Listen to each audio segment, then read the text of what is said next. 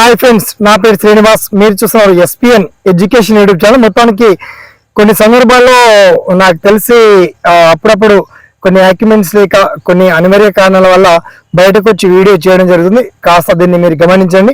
దీనికి సంబంధించి చాలా ఆర్గ్యుమెంట్స్, మిగతా నాకు టాలెంట్ అవన్నీ ఉన్నాయి. బట్ కొన్ని సందర్భాల్లో షార్ట్ కట్ లో బయటకు వచ్చి వీడియో చేస్తాం. దయచేసి కంటెంట్ కాన్సెప్ట్ అర్థం చేసుకుని మొత్తంలో ఇవాళ ఈ వీడియో తెలంగాణ సర్పంచ్ ఎన్నికలకు సంబంధించి భారీ బిగ్ అప్డేట్ వచ్చింది. సర్పంచ్ ఎన్నికల తేదీని కూడా ఎలక్షన్ కమిషన్ ఖరారు చేసింది. మరి నోటిఫికేషన్ రిలీజ్ తేదీని కూడా అప్డేట్ చేసింది. ఇప్పటికే ఆల్రెడీ మనకు ఎన్నికల జాబితా అంటే ఎలక్షన్ లిస్ట్ ను కూడా రిలీజ్ చేసింది. మరి ఎప్పట్లోగా ఏపీలో అండ్ తెలంగాణలో అట్ ఏ టైం ఎలక్షన్ జరగబోతుంది. వీటికి సంబంధించిన పర్టికులర్ డీటెయిల్స్ మనం షార్ట్ అండ్ క్లియర్ కట్ గా తెలుసుకున్నాం. ఓకేనా? So let's start our topic.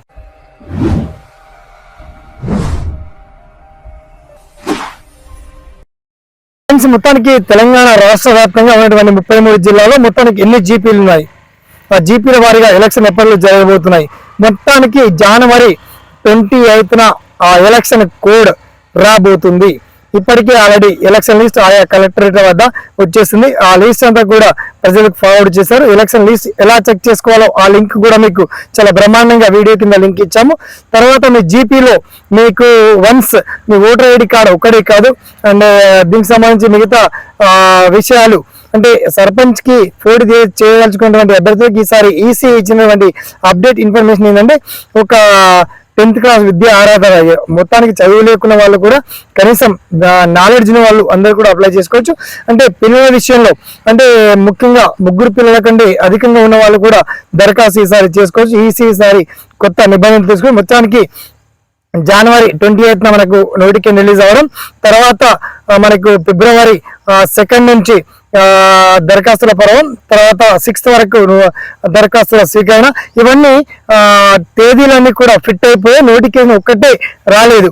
Notification వచ్చాక ఒక సర్పంచ్ అభ్యర్థిగా ఎటువంటి నియమాలు పాటించాలి, ఎటువంటి దరఖాస్తులు అండ్ ఎటువంటి సర్టిఫికేట్స్ కావాలి, ఆ డీటెయిల్స్ అన్ని చాలా వెల్ అండ్ క్లియర్ కట్ గా నేను ఒక పిఓ ఆఫీసర్ గా నేను చేశాను. ఎలక్షన్ లో డ్యూటీలో చేశాను కాబట్టి మినిమం క్యాండిడేట్స్ ఎవరు దరఖాస్తు చేసుకుంటే వాళ్ళకి ఎవరు బలపరచాలి, మరి ఎలక్షన్ లో పోటీ చేరినప్పుడు ఎవరు నామినేటెడ్ గా ఉన్నప్పుడు ఈక్వల్ ఓట్స్ వస్తే ఎలా గెలిపించాలి, ఆ పాయింట్స్ అన్ని కూడా నేను మాటలు చెప్పడానికి కాకుండా వన్స్ మీరు వీడియో కింద లింక్స్ అయితే ఓపెన్ చేసి చూడండి. ఓకేనా?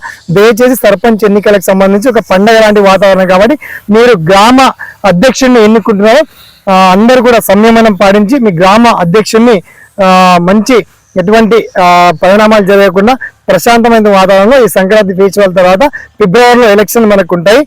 ఢిల్లీ నోటిఫికేషన్ రిలీజ్ అయింది. మనకు ఢిల్లీ నుంచి నెక్స్ట్ క్యాపిటల్ సిటీ కూడా మనకు హైదరాబాద్ లో రాబోతుంది. అది కమింగ్ సూన్ ఒక 6 months తర్వాత. సో విద్యార్థుల ఎగ్జామ్స్ బేసిక్ లో తీసుకొని మార్చి నుంచి ఎగ్జామ్స్ ఉన్నాయి. ఫిబ్రవరి ఎండింగ్ నుంచి ప్రాక్టికల్ ఎగ్జామ్స్ స్టార్ట్ కాబోతున్నాయి. కాబట్టి ఇప్పటికే కొన్ని కాలేజీలో ప్రాక్టికల్ ఎగ్జామ్స్ కూడా స్టార్ట్ అయ్యాయి. మొత్తానికి సర్పంచ్ ఎన్నికల షెడ్యూల్ వివరాలన్నీ మీకు బిఫోరే అందజేశాను. ఆ డీటెయిల్స్ అని మీరు చెక్ చేసుకోండి. 28న నోటిఫికేషన్ మాత్రం రిలీజ్ కాబోతుంది. ఓకేనా? సదామి సేవలో ఈ SPN education YouTube channel. Thanks for watching. జై హింద్.